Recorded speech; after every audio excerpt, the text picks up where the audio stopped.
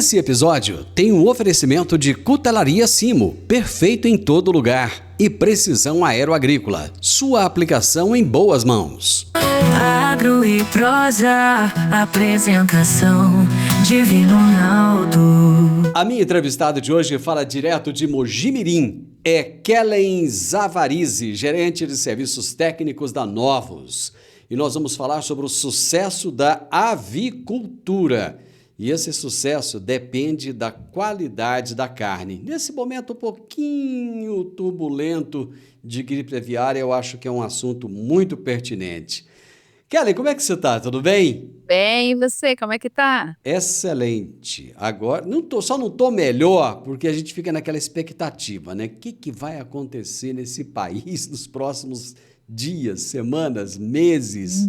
Né? A gente fica meio apreensivo, não fica? Fica. É uma situação difícil, né? Mas o Brasil, ele tá preparado para enfrentar, por mais difícil que seja, ele tá preparado para enfrentar a influenza, né? A gente é o último país dos grandes produtores a ter o problema com a influenza. A gente segurou até hoje, né? Então, o governo está preparado, as pessoas estão preparadas, mas agora, nesse começo, a gente fica realmente apreensivo de como vão ser os próximos passos. Tem quanto tempo que você trabalha com aves? Eu trabalho desde que eu saí da graduação, faz 20 anos, né? Aí eu fiz toda a parte acadêmica, mestrado, doutorado com aves e fui para a indústria, né? Então faz, com tudo, somando dá uns 20 anos. O que a Novos faz? Me conta. A Novos é uma empresa de aditivos, tá? Ela está no Brasil há 30 anos. Hoje a gente tem algumas linhas de aditivos, né? Que são as linhas do eubiótico, a linha dos minerais orgânicos, a linha das enzimas.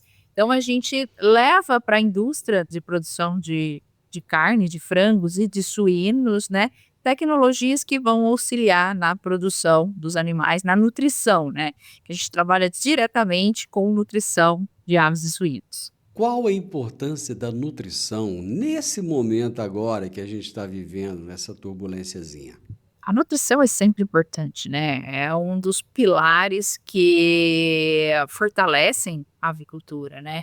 É onde o produtor ali, ele vai ter, ou ele vai ganhar dinheiro, ou ele vai perder dinheiro. Então, a nutrição, ela é ali naquele limiar, então ela tem que ser muito bem feita, né? Hoje a gente trabalha com nutrição de precisão, que é a nutrição exata que o animal precisa, né? Exata que a ave precisa.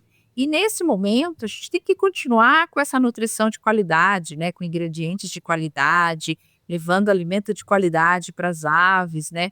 Para que não dissemine mais a doença, né? Tenha todo o controle sanitário dessa doença, mas a nutrição ela é fundamental para que essas aves se mantenham saudáveis. E é interessante essa expressão que você usou aí, porque a gente fala de agricultura de precisão, de pecuária de precisão, Nutrição e de agora precisão. você falou de nutrição de precisão. A primeira vez que eu ouço a expressão nutrição de precisão. Hoje busca-se, é difícil, porque a gente está falando de biologia, né? Quando a gente fala em aves, cada ave é uma ave, né? Uma biologia diferente de matemática. Mas qual que é a ideia da nutrição de precisão? É fornecer para a ave exatamente o que ela precisa, sem excesso e sem falta. Isso traz, no fundo, rentabilidade para o produtor e também traz sustentabilidade. Você não vai ter excesso de nutrientes no ambiente, não vai ter excesso de minerais no ambiente, não vai contaminar. Se a minha ave come exatamente a quantidade de milho que ela precisa, eu não preciso plantar milho a mais, eu vou plantar o milho que precisa.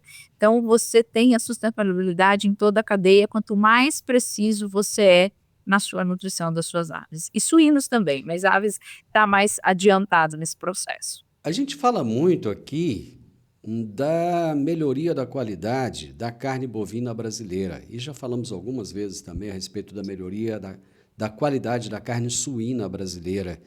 E a carne de ave, a carne do frango, melhorou, mudou ao longo do tempo?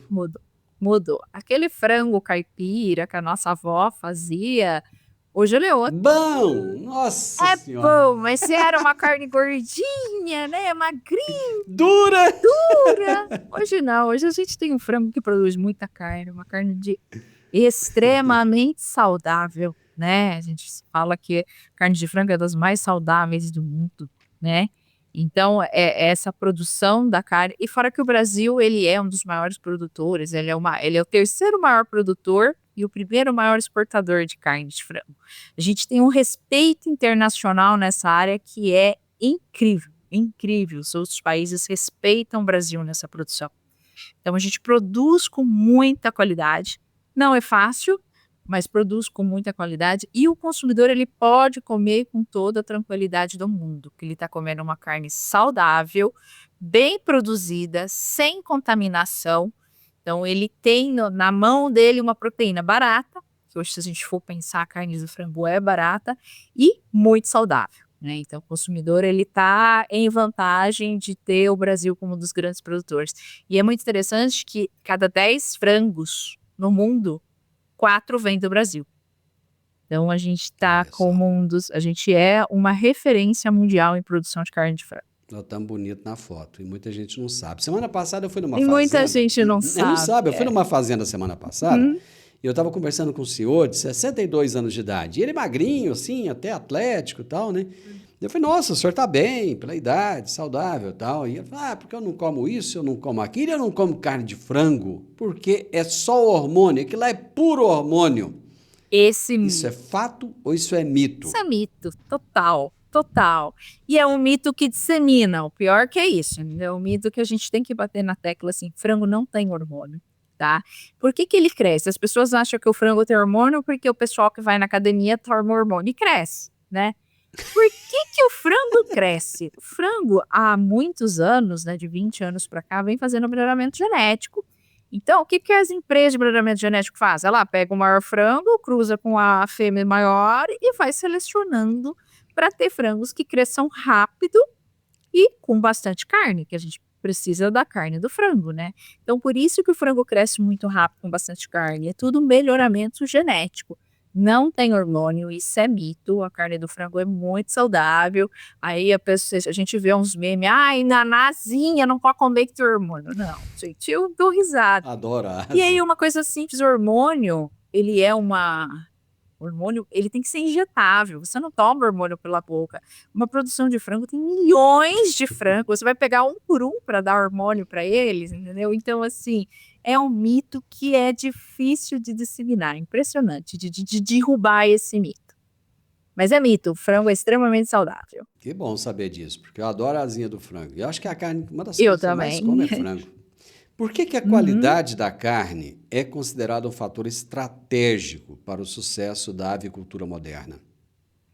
Porque vamos pensar como que o frango é criado. Hoje, né, só para a gente situar as pessoas que estão vendo, hoje não é mais igual era no passado, criado solto. Hoje a produção de frango é extremamente tecnificada, no galpão, com muitos frangos. Então eu tenho que tomar cuidado com a qualidade da carne.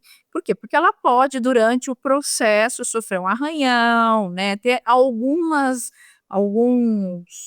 precalços durante o processo que derrubam essa qualidade da carne. E o que o consumidor quer? O consumidor hoje é um consumidor muito exigente, né? A gente tem informação. Então, o consumidor, ele busca uma carne de qualidade. Então, a qualidade ela está ligada diretamente à rentabilidade do produtor e à aceitação do consumidor. Então, buscar produzir com qualidade é o lucro final do produtor e é a aceitação do consumidor. Aliás, você falou do consumidor ser exigente e tal. A percepção do consumidor mudou nos últimos anos? Quais características, por exemplo, na carne de frango são mais valorizadas atualmente? Vem mudando, né? A gente tem consumidor de todo jeito hoje, né? Então, de todo jeito. Só que lembrando que o frango é uma das carnes mais baratas, então ele é para a população mais simples, que tem acesso, mas nem tanto à informação igual a população que come coisas mais caras. Mas o consumidor hoje, ele sabe que ele tem direitos, né? Ele sabe que ele tem que comprar uma carne, que ele vai no mercado comprar uma carne, e essa carne tem que vir com uma qualidade, com uma textura, com uma aparência boa. Porque se tiver lá na gôndola, por exemplo, você chega lá, tem uma pele cortada, rasgada, o consumidor ele não vai pegar, ele não vai comprar. Então, de uns anos para cá, esse consumo, as empresas perceberam que ela não pode mandar qualquer coisa para as gôndolas, porque vai ficar para trás. O consumidor ele não vai aceitar. O consumidor hoje ele pega o telefone, ele liga no saque da empresa e ele reclama. Fala, olha, veio com tal coisa. Então, o consumidor hoje ele tem um poder de de ação em cima da empresa muito grande. E fora que no Brasil ainda tem as agências que regulam isso, né? Não é só o consumidor, a gente tem o Procon, a gente tem agências que também ajudam o consumidor a manter essa qualidade da carne. Eu vi um comentário esses dias em um grupo de WhatsApp. Deixa eu te perguntar, deixa eu ouvir sua opinião. Você que já tem tantos anos aí, essa carinha de menina, mas tem tantos anos aí atuando na área, né? Engano bem. É o seguinte, a pessoa falava que uma granja não tem bem-estar animal, porque é tanto frango num galpão que aquilo lá não pode ter bem-estar animal. Tem bem-estar animal, mesmo tendo uma quantidade tão grande? É um outro mito também, entendeu? Tudo bem, o frango ele é produzido num galpão. Esse galpão que ele é produzido, ele é um galpão climatizado. Então o frango ele fica no ar-condicionado o dia inteiro, tá? Ele tem comida à vontade, e a comida, igual a gente falou no começo, é uma nutrição de precisão, exatamente o que ele precisa. Água, né? Ele consegue andar. Porque um frango, quando ele não está em situação de bem-estar, quando ele está em sofrimento, ele não produz, ele não tem um bom desempenho. Para ele ter um bom desempenho, é o mínimo que você tem que dar para ele, bem-estar. Porque senão, quem vai perder no final? O produtor que está produzindo. Então, hoje, o frango ele é criado nas normas de bem-estar para ele conseguir ter o desempenho que ele deve ter no final. Então, por mais que ele seja criado normalmente com muitos frangos, mas dentro tem a medição da quantidade por metro quadrado, tem toda a ambiência do local, tem comida, tem água, tem tudo que o frango precisa para viver e viver de uma maneira boa, né? Vamos falar assim, viver bem durante o período de vida dele. Vamos para mais um intervalo comercial e voltamos rapidinho. Alta tecnologia, eficiência e produtividade no campo. Com a precisão aeroagrícola, você tem maior uniformidade na aplicação, sem amassar plantas e sem compactar o solo. Tudo isso com menor impacto ambiental e uma equipe comprometida com ética, respeito, inovação e resultados. Certificação em aplicação aeroagrícola sustentável, base em Catalão e pontos de apoio em Goiás, Minas Gerais e São Paulo. Precisão Aeroagrícola, sua aplicação em boas mãos. Acesse www.precisaoaeroagricola.com.br. Hoje eu estou entrevistando a Kellen Zavarizi e ela está falando a respeito do sucesso da avicultura. Depende muito da qualidade da carne. Como é que é o abate desses frangos hoje? Eles têm sofrimento? Eu lembro que antigamente, quando o pessoal ia matar um frango, nossa, era uma dificuldade. Pegava o bicho, torcia o pescoço, soltava, ele saía. Não, o frango era... era uma tortura. Era uma tortura. Fora que o frango era grande e duro, né? Hoje o frango é novo, morre cedo. Mas não. É tudo feito para que tenha o mínimo de sofrimento possível, desde a hora que ele sai do galpão, tá? Então ele sai do galpão, tem a equipe que vai pegar ele, pôr ele no caminhão, que é um dos processos que nós temos que tomar muito cuidado também, porque nesse processo que a gente chama de apanha, de pegar o frango, colocar na caixa, a caixa no caminhão e chegar no frigorífico, é um processo onde eu posso ter muita perda de qualidade da carcaça do frango. Então, é um processo que tem que ser bem feito também. Mas ele é bem feito esse processo, então não tem. Na hora que chega no frigorífico, ele passa um tempo se aclimatizando, ele não chega e vai direto, né? Porque esse estresse que ele sofre tem alguns problemas da carne, então espera baixar o estresse dele e aí ele entra na linha de abate. Mas ele sofre um atordoamento antes de ser sacrificado, né? Então, minimiza, só para falar que não sofre, né? É uma situação de abate, mas é minimizado o sofrimento do animal. Porque quando o animal sofre, isso tanto bovinos, suínos quanto frango, muda a característica da carne. Cor, porque o excesso de cortisol, que é o hormônio do estresse, que é liberado, vai agir diretamente no glicogênio da carne. Então muda a cor, muda a textura, muda o tempo de prateleira. Então hoje na produção a gente não quer isso, a gente quer uma carne de qualidade lá no supermercado. Então também se presta muita atenção ao abate. Quais miopatias têm sido mais frequentes na avicultura brasileira e como elas afetam a comercialização da carne? Hoje a gente tem de que é miopatias, né? Miopatias são alguns defeitos que tem na carcaça. Não é que essa carne tem uma doença, principalmente porque termina com patia, tudo que é patia acha que é doença. Não, são defeitos, tá? Que vêm conforme o frango cresce. Hoje a gente tem muito comum, são as estrias brancas, que a gente olha no peito do frango, assim, a gente vê um monte de estriinha branca, assim, é bem visível. E a old breast, né, que é o peito amadeirado, que fica duro. Você põe a mão no peito do frango assim, ele tá duro, porque isso é um processo que acontece durante o crescimento do frango, né, é uma falha no crescimento, vamos falar assim, que dá essa característica na carne. Qual que é o problema disso? Para comer, questão de saúde, de bactérias, micro-organismos, nenhum. Isso não é uma doença. É uma falha no crescimento do frango. Só que o consumidor não quer comprar uma carne com o peito duro, que tem um negocinho duro em si. Então o consumidor rejeita. Aí, para a indústria, ela separa isso, né? E usa para fazer processados. Então ela perde rentabilidade naquela peça. Então, por isso que é um problema tecnológico, é um problema grande. Por quê? Porque a carne que eu poderia estar vendendo como peito no supermercado para o meu consumidor final de qualidade, eu tenho que desviar para fazer outra coisa dentro do frigorífico. Então, hoje as mais comuns são a estria branca e o peito amadeirado, que não é um problema de doença, é um problema um problema da carne mesmo, de falhas. Aproveitando que a gente está falando dessas miopatias aí, você falou não é doença, mas é uma falha, digamos assim. Deixa eu voltar lá na gripe aviária, surgiu uma dúvida aqui agora. Se eu comer a carne de um frango de uma granja que foi constatado que tem gripe aviária lá, então digamos que aquele frango está gripado, né? Tem a influenza, o que acontece comigo? Eu morro? Boa pergunta. Isso daí a gente tem que falar, porque é uma boa pergunta. Não, vamos pensar. O que influenza é perigosa? De ave para ave. Ela é uma gripe altamente contagiante de ave para ave. Aí a ave pode morrer com a influenza aviária, ok. Porém, ela não passa pela carne.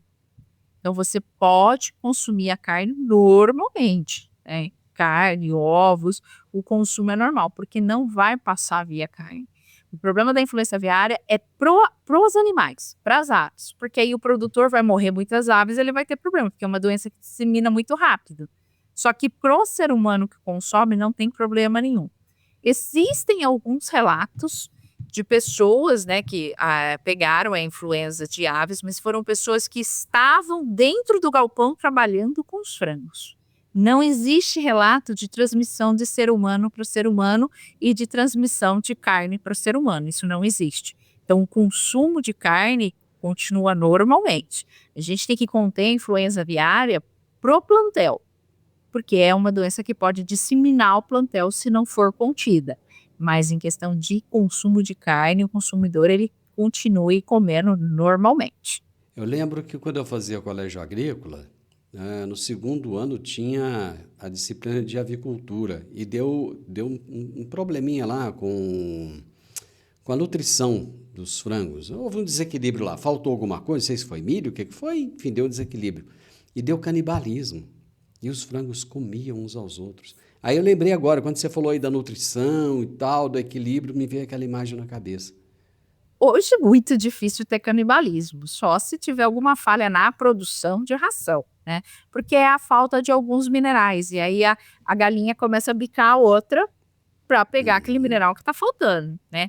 Então hoje é muito raro ter canibalismo. Se tiver algum problema na produção, algum distúrbio, mas olha, eu tô há anos e eu acho que eu vi 1 ou 2 vezes um caso esporádico de uma ave comer outra, mas se faltar nutrientes na ração dela, ela vai picar a vizinha para encontrar nutrientes. Como é que o trabalho genético pode ser ajustado para equilibrar rendimento zootécnico e qualidade final da carne? Hoje a genética, então a gente pensa, nós está anos-luz, porque a genética ela faz um trabalho excepcional, né? Então, ela vem cada vez produzindo frangos que cresçam rápido né, num período de tempo curto. Hoje, se a gente for pensar, o frango hoje ele vai para o abate com 45 dias com 3 quilos, 3 quilos e 100, 3 quilos e 200. Então, é muito rápido esse crescimento. Tem a nutrição? Tem. Tem o manejo? Tem. Mas tem o melhoramento genético, aquilo que eu falei no começo. Então, eles estão trabalhando de cruzar os melhores animais, né? É um trabalho excepcional para a gente ter um frango que cresça rápido e produza mais carne. Porque hoje ainda tem muita gente que passa fome. Então, não tem alimento suficiente. Então, hoje quer-se produzir mais rápido para ter alimento acessível para todo mundo. Então, as casas genéticas, as empresas de genética fazem um trabalho espetacular nessa... Vamos falar assim, é um quebra-cabeça, né? Da criação, da formação do frango. Como é que o equilíbrio entre proteína, energia, minerais e vitaminas interfere na deposição de gordura e na textura da carne? Aliás, até dentro dessa pergunta, a deposição de gordura ela é muito bem vista na carne bovina, mas parece que na carne de frango, não. O pessoal já não gosta de uma carne com muita gordura, né? O frango hoje tem muita pouca gordura. Muita pouca gordura. Se a gente vai medir, tem pouquíssima gordura. A carne do frango ela é bem mais sequinha. Aonde a gente tem gordura? Ali na pele. Pode ver que a coxa ela é mais gordurosa, porque ela tem um pouco mais de gordura na pele. Então tem. Mas esse equilíbrio da ração do frango, né? Hoje o frango no Brasil ele come milho, farelo de soja, vitaminas, minerais. É praticamente isso, é a ração. Então é uma ração muito saudável, né? Mas eu preciso ter um equilíbrio, eu preciso saber o quanto que eu ponho de proteína, o quanto que eu ponho de energia, porque se eu pôr muita energia, o frango fica gordo, ele ganha gordura. E gordura vale pouco, quem vale bastante é o músculo. Então, esse equilíbrio, eu tenho que ter o equilíbrio, né, o balanceamento, que a gente chama, né, são rações balanceadas, para que ela forneça a quantidade ideal dos nutrientes para o animal, para que ele consiga crescer com músculo, que é o que eu busco, e baixa quantidade de gordura. Então, preciso desse balanço entre energia e aminoácidos. E também a gente trabalha com alguns aditivos que auxiliam nesse crescimento, né? Como os minerais, as vitaminas, antioxidante. Então, existem os outros aditivos que vão suportar esse crescimento. Quais práticas de manejo têm se mostrado mais eficazes na redução das perdas por problemas de carcaça? O manejo é um ponto-chave, porque a genética cria um frango extremamente eficiente. A nutrição dá o alimento que o frango precisa, né? Que a genética criou. Só que se não tiver um manejo adequado, tudo isso vai por água abaixo. Então, eu tenho que ter um manejo. O que a gente fala de manejo? Ambiência. É o lugar que o frango vive, ele tem que estar em conforto térmico para ele poder produzir. Ter espaço em bebedouro, água de qualidade, ração o dia todo, porque a ração do frango é à vontade para ele comer, cuidado com a cama. Então, todas essas características do manejo fazem com que o frango atinja o potencial genético que ele precisa. Porque ele tem potencial genético, ele tem nutrição para atingir e ele precisa do manejo. Então, a cadeia ela é super integrada para a gente conseguir alcançar esse resultado final que a gente procura. Eu vou para mais um intervalo comercial. Voltamos já. Eu sempre gostei de canivete, desde os tempos em que eu fazia o curso de técnico agrícola, lá na Escola Agrotécnica Federal, que eu usava canivete. E agora eu tenho o privilégio de ter o meu canivete personalizado. Inclusive, tem um em formato de soja. É isso mesmo, é o canivete da Simo. Você gosta de canivete? Eu acho que vale a pena então você conhecer. Pra pescar, montar ou acampar, com canivete Simo você pode confiar. Lâmina de aço afiada e segura, com bainha de couro é qualidade pura. Canivete Simo pra você escolher, perfeito em todo lugar que você quiser ter. Canivete Simo pra você escolher, perfeito em todo lugar que você quiser ter. Canivete Simo, tecnologia a fio, perfeito em todo lugar. O sucesso da avicultura depende da qualidade da carne. Quem está falando sobre esse assunto conosco é Kellen Zavarizi. Doenças intestinais ou respiratórias interferem no desenvolvimento Sim, muscular das sim. aves? Se a gente for pensar quando a ave está doente, o que ela faz? A ave não, o suíno, o ser humano. A gente desvia a energia para se recuperar da doença. Então, se você pensa numa ave que ela tem que usar energia para produzir carne, quando ela está doente, tanto respiratório quanto intestinal, ela vai desviar a energia de produção de músculo para se recuperar da doença. Se você pensa na parte intestinal, ainda tem um outro agravante. Além dela estar desviando a energia de produção, ela não consegue absorver o que ela está comendo. Então, as partes respiratórias e intestinais, elas afetam diretamente no desempenho final da ave. Então, a ave ela não alcança o que deveria estando doente, e aí eu vou ter lotes desuniformes, que vai chegar no frigorífico, vou ter problemas com as máquinas, porque o frigorífico é tudo mecanizado, tudo tem que ter o tamanho certo para caber naquela máquina. Então, a gente começa a ter um problema em cadeia aí, se a ave tem algum distúrbio. Isso nem ser uma doença, pode ser um distúrbio que vai mudar durante a produção. Eu acredito que medidas preventivas são muito relevantes para manter a sanidade, né? Nesses níveis ideais de criação aí, para manter essa uniformidade que você falou, né? Sim, sim, sim. Hoje a gente tem que ter uma biossegurança, que a gente chama, muito grande dos plantéis. Primeiro, para não entrar doença, igual entrou a influenza, né? Mesmo com toda a biossegurança, entrou uma influenza. Então, essa questão de saber a ração que está indo, e quando a gente fala de ração, a gente não fala só da ração final, a gente fala do ingrediente da ração. Então, tudo começa antes. Começa um bom ingrediente, faz uma boa ração. Não ter entrada e saída de pessoas dentro do aviário. Os veículos que vão levar as coisas dentro do aviário, eles têm que ser desinfetados, né? Então, tem uma barreira sanitária que separa a granja do meio externo, que a gente fala, né? O interno do externo, o limpo e o sujo. Então, essa questão de biossegurança é tão importante para a saúde da ave quanto para a produção da ave. Eu lembro que quando eu fazia o colégio agrícola, o pessoal falava muito da conversão alimentar do frango, que o intestino dele era muito pequenininho, então que acabava que grande parte do que ele comia era excretado, então acabava aproveitando pouco. A redução na excreção mineral, ela é um avanço importante, eu acredito. E como é que isso beneficia o meio ambiente e a imagem desse setor avícola? Hoje a gente tem frangos que têm uma conversão alimentar excelente, né? Conversão de 1,50, 1,60. Então, assim, para ele ganhar 1 quilo, ele tem que comer 1,5 kg de ração.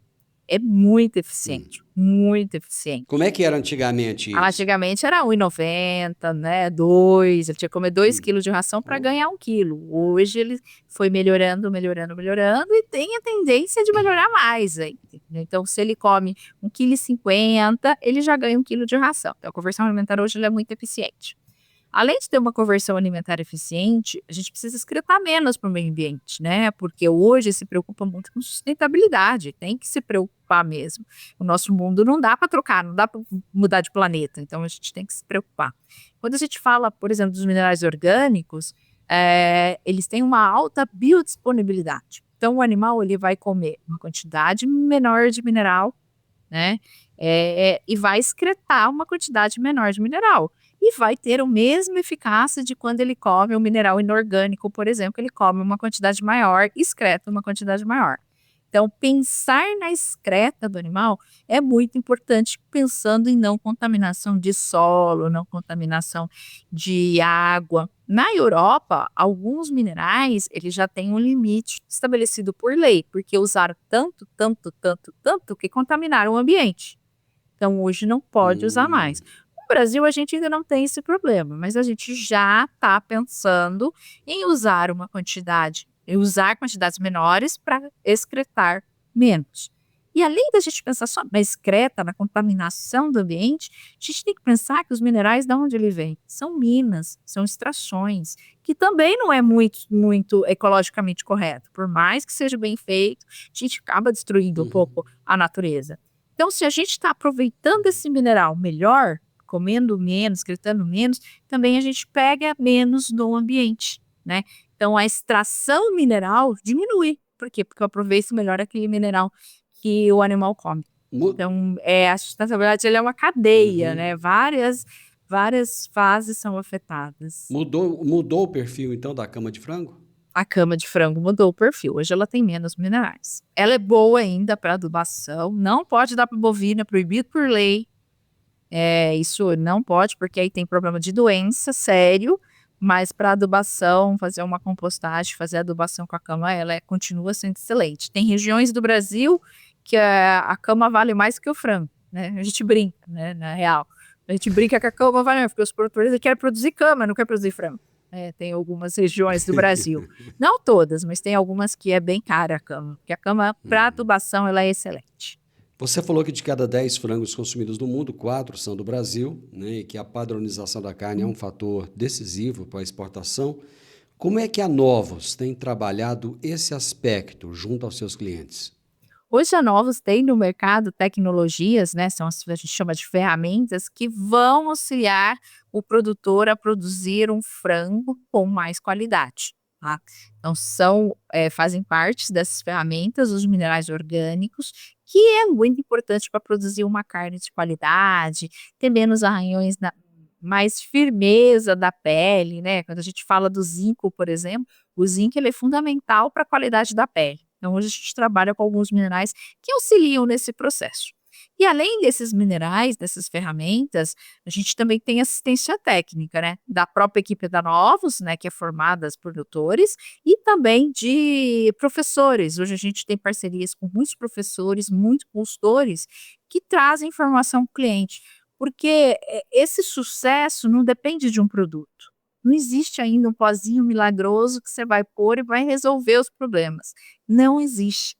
Esse sucesso depende do uso das ferramentas adequadas para aquele momento e assessoria de pessoas. Pessoas ainda não são substituíveis. Elas trazem informação, elas resolvem os problemas, né? Então, essa junção de ferramentas de qualidade com pessoas que trazem a informação faz com que no final a gente tenha uma produção de qualidade, carne de qualidade, uma rentabilidade maior. Você disse que devido ao preço da carne de frango, as classes menos abastadas é que mais consomem o frango, né?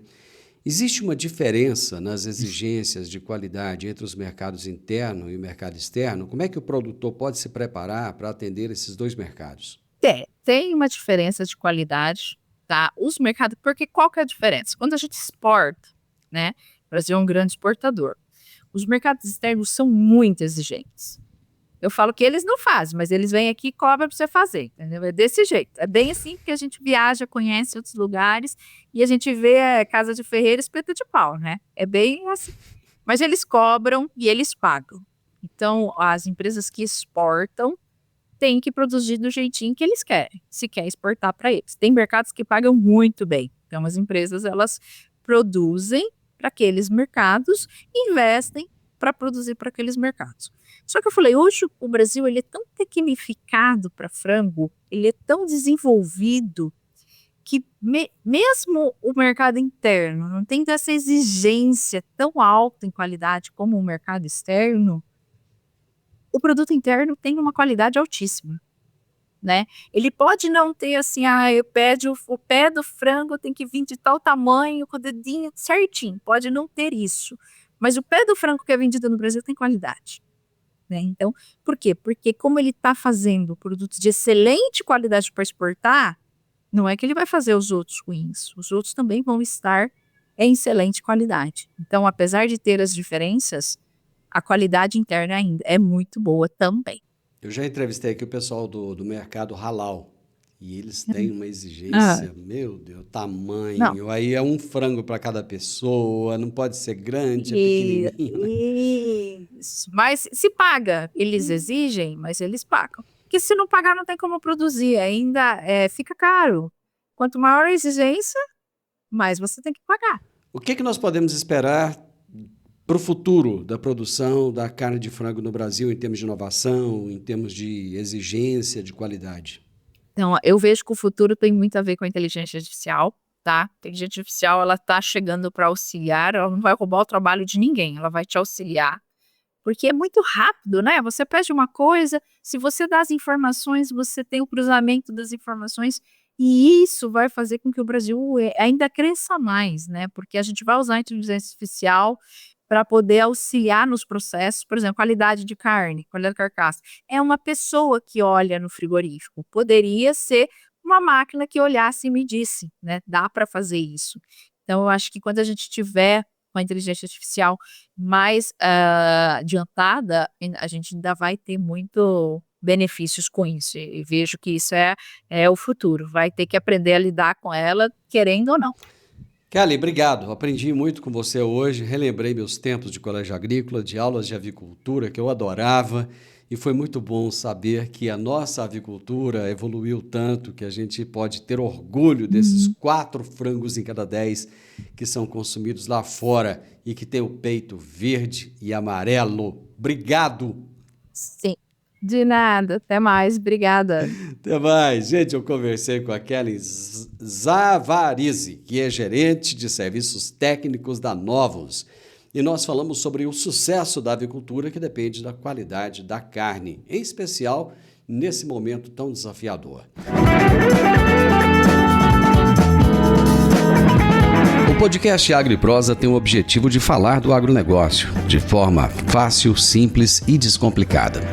Diariamente conversamos com os maiores atores do agro e abordamos os mais diversos assuntos de interesse de produtores rurais, técnicos, pesquisadores, profissionais da área e simpatizantes do agronegócio.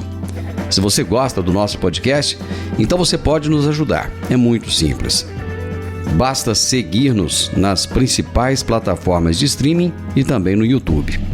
Se você deixar um gostei, compartilhar os episódios e deixar um comentário, já vai nos ajudar muito a dar relevância tanto ao podcast quanto ao canal. E o mais importante de tudo, nos siga para receber notificações de novos vídeos e episódios. Um grande abraço para você e até a nossa próxima prosa.